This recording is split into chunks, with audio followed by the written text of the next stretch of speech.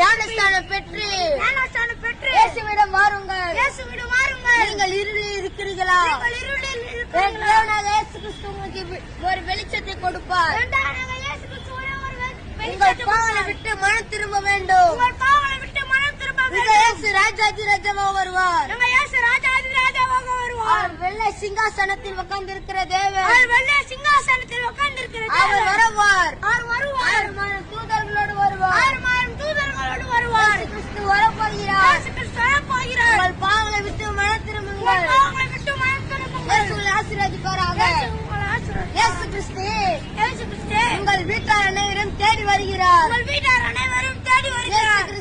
இயேசு கிறிஸ்து பாவத்திலிருந்து விடுதலை கொடுக்க தேவ ஆட்டுக்குட்டியாக இருக்கிறார். அவர் நமக்காக மரித்தவராக இருக்கிறார். சிலுவையில தொங்கினார்.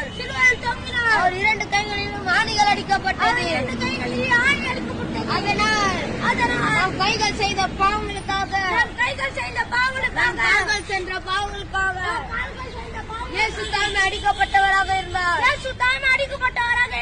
பாவங்களை விட்டு மன திரும்புங்கள். கடைசி காலமாக இருக்கிறது.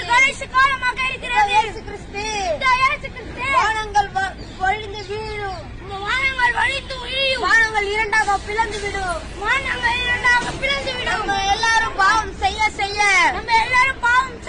இயேசுவின் கோபம் அதிகமாக